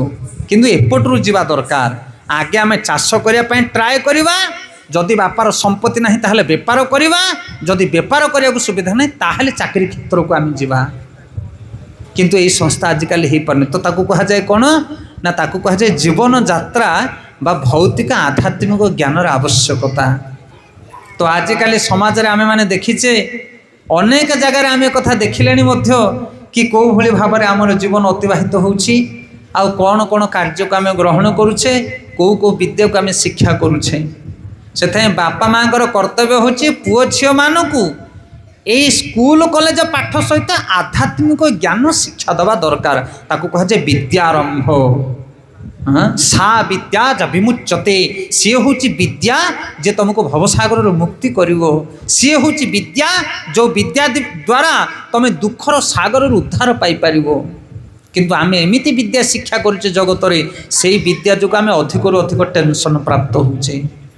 তো সেপাই আউ গোটে সংস্কার হচ্ছে কোণ না বিদ্যারম্ভ সংস্কার। তাপরে উপনয়ন। উপনয়ন মানে দীক্ষা। উপনয়ন মানে কোণ? দীক্ষা গ্রহণ করা বা আধ্যাত্মিক গুরু গ্রহণ করা। আজকাল উপনয়ন সংস্কার সমস্ত হয়ে পার না। গুরু তো গ্রহণ করু না লোকে, উপনয়ন কুয়াড়ু হব? সমস্তে ব্রাহ্মণ দীক্ষা গ্রহণ করা দরকার, সমস্তে বেদ বেদান্তরে পারঙ্গম হওয়া দরকার, সমস্ত দরকার এই জ্ঞান। সেটা কুহযায় উপনয়ন সংস্কার বা যজ্ঞ উপবীত সংস্কার। তাপরে হচ্ছে শেষ সংস্কার অন্ত্যেষ্টি। এইটি কথাকে আমি বিরাম দেওয়া। পাল্লাকার ভাই মানে আসিক উপস্থিত হলে তাকে মধ্যে সময় দেওয়া পড়ব। এলে ইয়ে দশম সংস্কার হচ্ছে অন্ত্যেষ্টি সংস্কার। অন্ত্যেষ্টি মানে মনিষ মৃত্যুবরণ কলাপরে তা পাই যে সংস্কার করা যায়। ଆଉ ସେତେବେଳେ ମଧ୍ୟ ଆପଣମାନେ ଜାଣିଥିବେ ଆମ ଗାଁ ଗହଳିରେ ଯଦି କେହି ଜଣେ ମୃତ୍ୟୁବରଣ କରନ୍ତି 7 8 दिन 9 दिन 10 दिन पर्यंत तांकर वंशर उद्धार पाई विभिन्न प्रकार कर्मकांडी काम करा जाए। आ 12 दिन दिन 14 दिन हुए हरिनाम संकीर्तन जीव उद्धार पाई। ये जो 11 दिन पर्यंत शुद्ध घर पर्यंत जहाँ करा जाए एटा वंश लोकंर शुद्धिकरण पाई, आत्मार कौन से सद्गति से हुए ना। से ब्राह्मण मैंने शेष आसिक कहती तुमको कौन लगी, कहते पुष्कर लगी, गोटे पाद 2 पाद तुम वंश को पुष्कर लगी, तुमर पशु मान पड़ो प्रेसर कि घर मुरबी पड़ो प्रेसर। वंश दोष को निवारण करने वंशर लोक मान को शुद्धिकरण करने ये 10 दिन पर्यंत शुद्धि क्रिया हुए, बुझिपारे। किंतु आत्मार उद्धार से हुए ना। यही जो आम पूरी उपमा करके खुआचे 6 7 दिन 8 दिन 10 दिन ए आत्मार उद्धार हो पार ना। अंत्येष्टि क्रिया मुख्य प्रसंग हूँ 12 दिन 14 दिन जो हरिनाम संकीर्तन करा जाए ता द्वारा आत्मार उद्धार हुए। किंतु आजिकल से ठीक भाव में करा जाऊना। आम देखीचु अनेक जगह 11 दिन 12 दिन समय नॉनभेज आणिक रोषे करती। आउ जदि भी संकीर्तनीय किए आसती से पान गुटुका विभिन्न प्रकार सब नशा पान करी से किसी समय संकीर्तन कार्य करती। ये सब विधान नुह। से आपण देखंतु जन्म ठारू आरंभ करे मृत्यु पर्यंत जेते प्रकार संस्कार रही गोटे संतानर सबु संस्कार रे गोटे कमन जिनस हूँ हरि पूजा, हरिंकर भजन कीर्तन प्रवचन आ हरिप्रसाद। तेणु जन्मदिन हो कि मृत्यु दिवस हो, विवाह हो कि अन्नप्राशन संस्कार मुंडन हो, जेकोसी संस्कार रे आमे गोटे कर्म करिपरिबा। भगवान जगन्नाथंकर सेवा पूजा करवा, महाप्रसाद रोषे करवा, साधु सन्थ वैष्णव मान को वितरण करवा, ये हूँ सबुठारु बड़ संस्कार। आठ बड़ संस्कार किछि नाही। कहा जाए मंत्र तस् तंत्र तस् छिद्र ज्ञान कर्मादि सह सर्वं करोति निछिद्र तब अनुकीर्तनम यह। ता अर्थ आमे जते प्रकार मंत्र करुचे विवाह समय हो, अंत्येष्टि समय हो, जो मंत्र पाठ करुचे से सब भूल भटका अच्छी। कली जुगरे कहीं सठिक मंत्र उच्चारण करें ना। कौन बुझिपारे? मंत्र तंत्र कर्म ज्ञान सबुथे दोष अच्छी। कौटा परफेक्ट हो पार ना, कौ जिनसा परफेक्ट करें ना। से भागवत वर्णना करागला कहले दोष निधि राजन। ये कली जुगटा हूँ दोषर सागर, कौन सी कर्म शुद्ध हो पार ना ये। किंतु ता भितर गोटे शुद्ध जिनस अच्छी, कौन सेटा नाम संकीर्तन। कहले दोष निधि राजन अस्ति एक महान गुण कीर्तन्या देव कृष्ण से मुक्त संग परम बजे। से भगवान कर नाम संकीर्तन जो हुए, हरिकथा प्रवचन जो हुए, हरिनाम हरिकथा हरिप्रसाद जो हुए, सेठी तुमर जेते प्रकार दोष थी सब निवारण हो। तेणु मुख्य प्रसंग हूँ या जेकोसी संस्कार रे आमे जगन्नाथ को उपवेशन करी तांकर पूजा पाठ करी तांकर कथा श्रवण करी जदि तांकर गुणगान आमे करिबा, तांकर प्रसाद वितरण करिबा, ताहले हमर संस्कार क्रिया समापन हो पारिबो। सेताई कली जुगर नामटा हूँ सार। जेकोसी कार्य तुम करुच कर, हरि नाम न कले कौन कार्य शुद्ध हो पार ना। आपण देखुना बड़ बड़ मंदिर प्रतिष्ठा हो, अष्टप्रहरीटा 100% हम। अष्टप्रहरी न कले कौन काम हो पार ना। मरिबा समय हो, घर प्रतिष्ठा समय हो, जन्मजात हो, जहाँ भी हो, खोल ताल टिके न बाजिले काम हेनी। से खोल गिने न बाजी कौन संस्कार काम हो पार हेनी। कौन पाई ये खोल किए आनी, कौट आस खोल ना, ये चैतन्य महाप्रभु आनी। गोचरम मूर्तिका हांडी प्रतिष्ठा कराइल, गौर षडाक्षर मंत्र तार पड़े दिल, ए मंत्र नदानी जेहू संकीर्तन जाए ता समान महापापी त्रिभुवने नाही। एणु शूद्र संकीर्तन विप्र करे नमस्कार, गौर गुणवादन कहले दोष हो पार। आमे बहुदिन धरी संकीर्तन कार्य करूँ। ये जो पालाकार भाई मैंने आसती पाला भली आमे संकीर्तन कार्य करूँ बहुदिन। तापर इस्कन इनभल्व होगा प्रवचन कार्य आरंभ कलु। तो ये हूँ संकीर्तन संविधान पाठ। ये गोचरम मूर्तिका, गोचरम माने गाईर चमड़ा, ये मूर्तिका माने माटी हांडी, आकु तैयारी कले किए ना चैतन्य महाप्रभु को प्रतिष्ठा कले। गोचरम मूर्तिका हांडी प्रतिष्ठा कराइल, गौर षडाक्षर मंत्र तार उपरे देल। कौन गौर षडाक्षर मंत्र? हरे राम कृष्ण। आम जो हरे कृष्ण महामंत्र गाउचे ता भितर कौन अच्छी? ये 3टा बीज मंत्र अच्छी। କ'ଣ ବୀଜ ମନ୍ତ୍ର ତିନିଟା? ହରେ ରାମ କୃଷ୍ଣ ଗୌର ଷଡ଼ାକ୍ଷର ମନ୍ତ୍ର। ଏ ମନ୍ତ୍ର ନ ଜାଣି ଯେହୁ ସଂକୀର୍ତ୍ତନେ ଯାଏ ତା ସମାନ ମହାପାପୀ ତ୍ରିଭୁବନେ ନାହିଁ। ତମେ କ'ଣ ଜୀବକୁ ଉଦ୍ଧାର କରିବ? ତମକୁ ଉଦ୍ଧାର କରିବା ପାଇଁ ଲୋକ ଦରକାର ପଡ଼ିବେ। କ'ଣ ବୁଝିପାରୁଛନ୍ତି କହିବା କଥା? ଏ ସଂକୀର୍ତ୍ତନିଆ ମାନେ ଯାଉଛନ୍ତି ସତ, କିନ୍ତୁ ସଂକୀର୍ତ୍ତନର ବିଧାନ ଜଣା ନାହିଁ। ଚୈତନ୍ୟ ମହାପ୍ରଭୁଙ୍କର ନାମ ଉଚ୍ଚାରଣ ହେବ, ମଙ୍ଗଳାଚରଣ ବି ଠିକଣା ନାହିଁ, ଗୁଣଗାନ ବି ଠିକଣା ନାହିଁ, କ'ଣ କ'ଣ ଗାଉଛନ୍ତି ତାର ଠିକଣା ନାହିଁ। ଆମେ ସଂକୀର୍ତ୍ତନରେ ଅନେକ ଜାଗା ବୁଲିଛୁ, ଓଡ଼ିଶାର ଦକ୍ଷିଣ ଓଡ଼ିଶା ଅନେକ ଜାଗା ଯାଇଛୁ। ସଂକୀର୍ତ୍ତନିଆ ବାଲା ଗଲା ମାନେ ଆଗେ ଗୋଟେ ଥାଳି ଆଣିଦେବେ, ପାନ ପୁଡ଼ିଆ ବିଡ଼ି ସିଗାରେଟ ଗୋଟେ ଥାଳି ଆଗେ ଥୁଆ ହେବ, ସେଇଥିରୁ ଆରମ୍ଭ ହେବ ସଂକୀର୍ତ୍ତନ। ମୁଁ କହିଲି ଇଏ କି ସଂକୀର୍ତ୍ତନ କରୁଛ ତମେ? ଚୈତନ୍ୟ ମହାପ୍ରଭୁ ସନ୍ନ୍ୟାସ ଦୀକ୍ଷା ନେଇଥିଲେ, କୌଣସି ପ୍ରକାର ନଶା ଖାଇବେ ନାହିଁ ସଂକୀର୍ତ୍ତନିଆ ଭାଇମାନେ, କୌଣସି ପ୍ରକାର ନଶା ଖାଇବେ ନାହିଁ। ଆଜିକାଲି ସଂକୀର୍ତ୍ତନ ଆରମ୍ଭ ହେବା ପୂର୍ବରୁ ଦୁନିଆ ନଶା ହେଉଛି। ତ୍ରିନାଥ ମେଳା ହେଉ, ଯେକୌଣସି ଜାଗାରେ ହେଉ, ପୂଜା ମଣ୍ଡପରେ ନଶା ନିଷେଧ। ଭଗବାନ ନଶା ପାନ କରନ୍ତି ନାହିଁ। ଇଏ ସବୁ ସଂସ୍କାର ସଠିକ୍ ଭାବରେ ହେଇପାରୁନାହିଁ। ତେଣୁ ଯଦି ଆମେ ଉପଯୁକ୍ତ ଭାବରେ ସଂସ୍କାର କରିବା ପାଇଁ ଚେଷ୍ଟା କରୁଛେ, ତାହେଲେ ହରିନାମ କୀର୍ତ୍ତନ କର, ହରି କଥା କର, ହରି ପ୍ରସାଦ କର, ତାହେଲେ ସଂସ୍କାର ଠିକ୍ ହେଇପାରିବ। এই কলিযুগরে ভগবানকে প্রসন্ন কলে আমি সমস্ত প্রসন্ন করে পারিবা। আউ কলিযুগরে ভগবানকে প্রসন্ন করা পাই গোটিয়ে মাত্র উপায় হচ্ছে হরিনাম সংকীর্তন, অন্য উপায় নাহি। ইয়ে শাস্ত্রর সিদ্ধান্ত। তেণু আপন মানে যদি সব দেবী দেবতা মানুষ সন্তুষ্ট করা চাহুছন্তি, পিতৃপুরুষ মানুষ সন্তুষ্ট করা চাহুছন্তি, ঘরর বাস্তু দোষ ঠার আরম্ভ করে সমস্ত সন্তুষ্টি করা চাহুছন্তি, তাহলে বিষ্ণুঙ্কর আরাধনা করন্তু। यत तुष्टे जगत तुष्ट, जहाँ को संतुष्टि कले जगत संतुष्टि ही जाए, से होते विष्णु।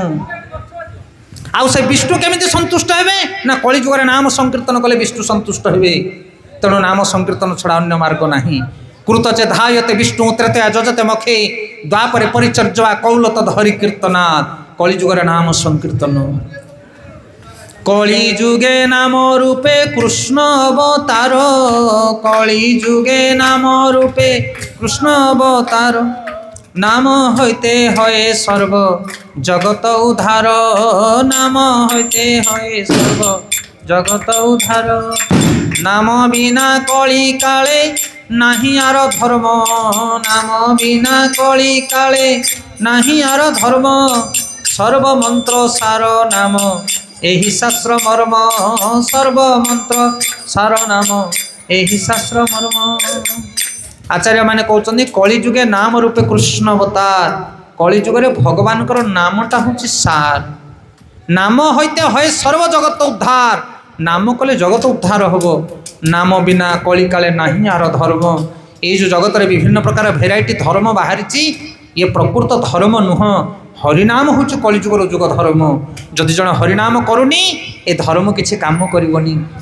धर्म प्रचोजित कैतव अत्र परम निर्मलम शरणम सता, वेद्यम वास्तव मत्र वस्तु शिवदम, तापत्र उन्मीलनम। भागवतम द्वितीय श्लोक वर्णना करागला। कैतव धर्म चिटिंग धर्म जिते अच्छी सब बाहर कर दिया भागवत। भगवान विष्णुंकर आराधना कर, भक्ति आचरण कर, ये हूँ श्रेष्ठ धर्म। तेणु भगवान नाम कलिजुगर उच्चारण कले आम जगत उद्धार पाइबा, अन्य मार्ग नाही। प्रभु कहे कहिलाम एहि महामंत्र, प्रभु कहे एहि महामंत्र, एहा लय गिया सबे करिया निर्बंध, एहा लय गिया सबे करिया निर्बंध। एहा हईते सर्व सिद्धि हईबे सबार, एहा हईते सर्व सिद्धि हईबे सबार, सर्वक्षण बल इथे विधि नहीं आर, सर्वक्षण बल इथे विधि नहीं आर। प्रभु कहे कहिलाम एहि महामंत्र। कौ नाम जप करिब भगवान करो ना महामंत्र।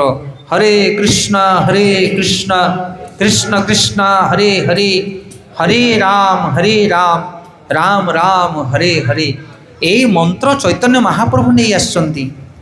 यही कली जुगरे आउ को मंत्र काम करिवो नाही। 100% सियोर। आपण जेते ट्राए करछंती करि जानतु। ए कथा आमे कहूनु, सर्वशास्त्र सिद्धांत होचिया। प्रभु कहे कहिलाम एही महामंत्र, एहा लय गिया सबे करिया निर्बंध। सबे माने समस्ते, हाड़ी पाण पठाण चंडाल ब्राह्मण उच्च नीच जाति भेदभाव किछि नाही, समस्ते भगवान नाम नहीं पारिबे। ଛୁଆଁ ଅଛୁଆଁ କିଛି ନାହିଁ, କୌଣସି ବିଧିବିଧାନ ନାହିଁ। ଅନ୍ୟ ମନ୍ତ୍ର ଉଚ୍ଚାରଣ କରିବା ପାଇଁ ହେଲେ ଅନେକ ପ୍ରକାର ବିଧି ରହିଛି। ସବୁ ମନ୍ତ୍ରକୁ ସମସ୍ତେ ଉଚ୍ଚାରଣ କରିପାରିବେ ନାହିଁ। କିନ୍ତୁ ହରିନାମ ଏତେ ପବିତ୍ର ଗଙ୍ଗା ଜଳ ଭଳି, ଯେକୌଣସି ଅଯୋଗ୍ୟ ବ୍ୟକ୍ତି ମଧ୍ୟ ଯଦି ହରିନାମକୁ ଗ୍ରହଣ କରିବ ତାହେଲେ ତାର ଉଦ୍ଧାର ହେବ। ଅଜାମିଳ ଭଳି ମହାପାପୀ, ଦଶରତ୍ନାଙ୍କର ଭଳି ମହାଖଣ୍ଟ, ଏମାନେ ଭଗବାନଙ୍କର ନାମ ରଟନ କଲେ। ଦେଖ କି ଅପୂର୍ବ ପରିବର୍ତ୍ତନ ଆସିଲା। ତେଣୁ ଆପଣମାନେ ଯଦି ଭଗବାନଙ୍କର ନାମକୁ ଗ୍ରହଣ କରିବେ କଳିଯୁଗରେ, ତାହେଲେ ନିଶ୍ଚିତ ଭାବରେ ଆପଣଙ୍କର ହୃଦୟ ଶୁଦ୍ଧିକରଣ ହେବ, ଆପଣ ଭଗବାନଙ୍କୁ ପ୍ରସନ୍ନ କରିପାରିବେ। ତେଣୁ ଏ କଳିଯୁଗରେ ଗୋଟିଏ ମାତ୍ର ଉପାୟ ଜୀବର ମଙ୍ଗଳ ପାଇଁ, ଭଗବାନଙ୍କର ନାମ ଛଡ଼ା ଅନ୍ୟ କୌଣସି ପ୍ରକାର ଗତି ନାହିଁ। ନାରଦୀୟ ପଞ୍ଚରାତ୍ରରେ ନାରଦ ମୁନି କହୁଛନ୍ତି, ହରିନାମ ହରିନାମ ହରିନାମ ଏବ କେବଲମ୍ କଲୌ ନାସ୍ତେବ ନାସ୍ତେବ ନାସ୍ତେବ ଗତିରେ ଅନ୍ୟଥା। ହରିନାମ ଛଡ଼ା ଅନ୍ୟ ଗତି ନାହିଁ। ଯଦି ଆମେ ଅନ୍ୟ କିଛି ରାସ୍ତାରେ ଯାଉଛେ ତାହେଲେ ଆମକୁ ଦଣ୍ଡ ମିଳିବ, କଷ୍ଟ ମିଳିବ, ସଫଳ ହେବାର ଚାନ୍ସ ନାହିଁ। ତେଣୁ ବୁଦ୍ଧିମାନ ଲୋକ ଯେଉଁମାନେ କଳିଯୁଗରେ, ସେମାନେ ଭଗବାନଙ୍କର ନାମକୁ ଜପ କରନ୍ତି। ଏଇ ଦେଖନ୍ତୁ ଆମ ଆଗରେ ଯୁବକ ଭାଇମାନେ ସବୁ ଧୋତି କୁର୍ତ୍ତା ପିନ୍ଧିକି ଠିଆ ହେଇଛନ୍ତି। ଏଇ ବୟସରେ ଧୋତି କୁର୍ତ୍ତା ପିନ୍ଧିବାକୁ ଲାଜ ମାଡ଼ୁଛି ଆମକୁ, ହରିବୋଲ। କିନ୍ତୁ ପ୍ରକୃତରେ ଏଇଟା ହେଉଛି ହିନ୍ଦୁ ଧର୍ମର ପ୍ରକୃତ ଗେଟଅପ୍, ହଁ କି ନା? ଧୋତି ଆଉ କୁର୍ତ୍ତା, ଆକୁ ପିନ୍ଧିବାକୁ ଆମକୁ ଲାଜ ମାଡ଼ୁଛି। ଗାଈ ସେବା କରିବା ପାଇଁ ଲାଜ ମାଡ଼ୁଛି, ଯେଉଁଟା ଧାର୍ମିକ ଜିନିଷ କରିବା ପାଇଁ ଲାଜ ମାଡ଼ୁଛି। କୁକୁର ଧରିକି ଲୋକେ ରାସ୍ତାରେ ବୁଲୁଛନ୍ତି, ସେଥିପାଇଁ ଲାଜ ସରମ ନାହିଁ। ପ୍ୟାଣ୍ଟ ପିନ୍ଧିଥିବେ, ଫାଳେ ଫାଳେ ନଥିବ। ହେୟାର କଟ୍ କରିଥିବେ, ଏଇ ଯେଉଁ ଚୋରି କାମ କଲେ ଯେମିତି ଫାଳେ ଚାଞ୍ଚିକି ଫାଳେ ଛାଡ଼ନ୍ତି, ସେଭଳି କଟିଂ କରିକି ଆଜିକାଲି ଯୁବପିଢ଼ିମାନେ ବୁଲୁଛନ୍ତି। ମାନେ ବିଚାର କରନ୍ତୁ, କହିବା କଥା କି କୁସଂସ୍କାର ବ୍ୟାପି ଯାଇଛି। ତେଣୁ ଭଗବାନଙ୍କର ନାମ ଜପ କର। ଆଉ କେଉଁ ସମୟରେ ଜପ କରିବ? ଏଇ ସମୟରେ, ଏବେଠାରୁ, ଯେବେଠାରୁ ଜାଣିଲ ସେବେଠାରୁ ଜପ ଆରମ୍ଭ କର। ଆପଣ କହିବେ ବୁଢ଼ା ହେଲେ ଜପ କରିବି, ହରିବୋଲ। ଆଏ ତମେ ବୁଢ଼ା ହେବ କି ନାହିଁ ଜାଣିଛ କି? ବୁଢ଼ା କିଏ? ଯାର ବାଳ ପାଚି ଯାଇଥିବ ସିଏ ବୁଢ଼ା ନା, ଯାର ମୃତ୍ୟୁ ନିକଟରେ ଥିବ ସିଏ ବୁଢ଼ା। ତମେ ଜାଣିଛ ତମେ କେବେ ମରିବ? ଆଉ ନାହିଁ ତ ତମେ କ'ଣ କହୁଛ ମୁଁ ଟୋକା ବୋଲି, ହରିବୋଲ। କେହି ଟୋକା, କେହି ବୁଢ଼ା ନାହାନ୍ତି ଏଠି। କିଏ ବି ବୁଢ଼ା ହେଇପାରେ, କିଏ ବି ମରିଯାଇପାରେ କାଲି। ସେଥିପାଇଁ ଯେ ବୁଦ୍ଧିମାନ ଲୋକ ଆଜିଠାରୁ ଭଗବାନଙ୍କର ନାମ ଜପ କରିବା ଆରମ୍ଭ କରନ୍ତୁ। ଗୌର ପ୍ରେମାନନ୍ଦେ। ଲୋକମାନେ କହନ୍ତି ବହୁତ ସମୟ ଅଛି, ଚନ୍ଦ୍ରା ହେବା ଦରକାର ନାହିଁ, ଆଜି ନହେଲେ କାଲି କରିବା। आज जो करना काल करे, काल जो करना परसु, इतना जल्दी क्या है भाई दिन पड़ा जो बरसु। हाँ आमे कहूचे ना, कहे आज जहाँ करार अच्छी काली करवा, काली जहाँ करार अच्छी पर दिन करवा, एते जल्दी कहीं केते वर्ष पड़ी। मूर्ख मनुष्य, वर्ष पड़नी तुम पाई, किए जानी कहार मृत्यु केतବେଳେ आसी पहुँचब। से बुद्धिमान लोक मैंने कहती, काल जो करना आज करे, आज जो करना अभी। श्वास में ना करो विश्वास, ये श्वास रुक जाएंगे कभी, हरि बोल। से कालीर काम आज करो, आज काम यही ना करो। कहीं कारण निश्वास को विश्वास नहीं, केतळे ठक्किनी बंद हो तुमको धोखा देकी चली।